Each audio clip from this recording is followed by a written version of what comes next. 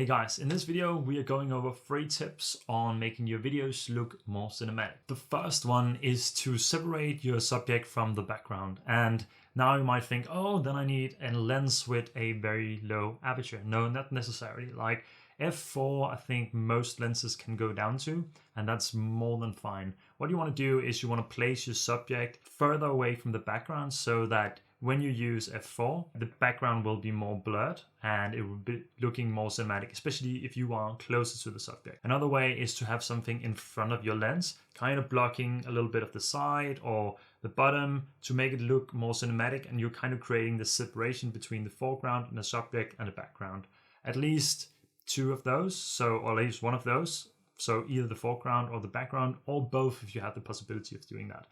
And if you're shooting f4, that's more than perfectly fine. If you can go even lower, that can be very great for separating your subject as well. Tip number 2 is moving very slowly in any direction. So it can be panning slowly to the side. It can be, if you have a drone, flying forward slowly, but you have to fly and move in an even pace. So it can be jittery, it can be like stopping, or it can be too shaky. So you can use a gimbal or you can use handheld motion. What I usually do is I'll stand with my legs spread, and then I'll lean on one leg and kind of bend the knee, and then I'll hold my camera still, usually tucked into my body, sometimes using the camera strap to kind of pull it out.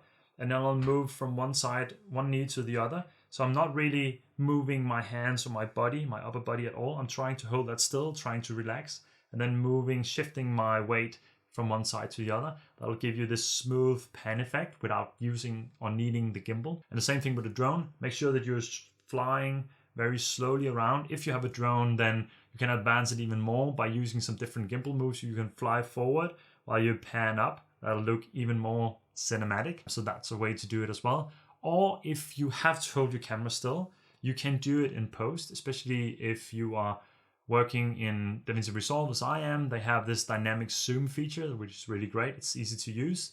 Or you can just make a keyframe from the first frame, having whatever zoom you have to begin with. And then you want to have it so that it's the last frame of your clip. Then you keyframe that to be zoomed more in.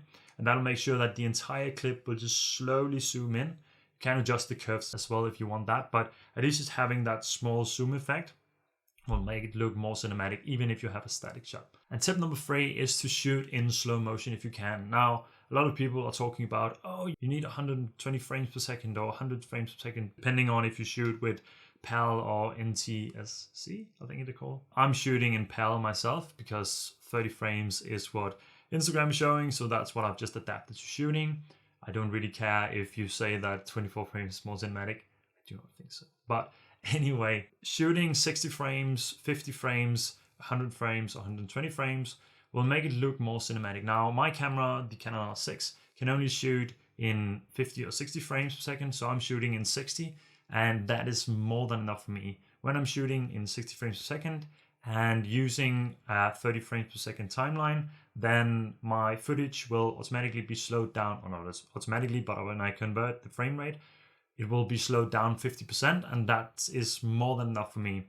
You can even make your shot look even more cinematic than by moving even slower, and maybe telling your subject to move slower as well. So instead of them just turning their head like this, then they can kind of like slowly turn their head, and that will make it look a little bit more cinematic as well, because combined with the slow motion that you're already doing, that will make it look even a little bit more cinematic. So that was 3 quick tips on how you can make your shots look more cinematic. It's super easy to implement. You don't need any extra gear. And even if you're just shooting with an iPhone, that can be done as well. Move slowly around.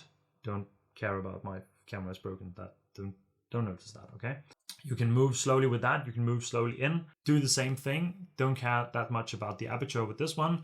Just make sure if you can shoot in cinematic mode, do that.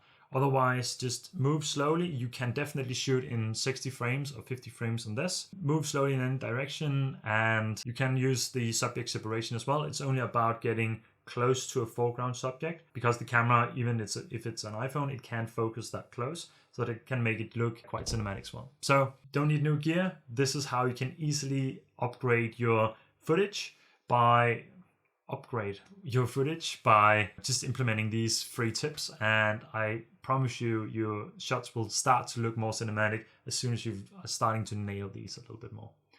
So that's what I got for you in this video. I hope you enjoyed it. I hope you learned something, and until the next one, take care.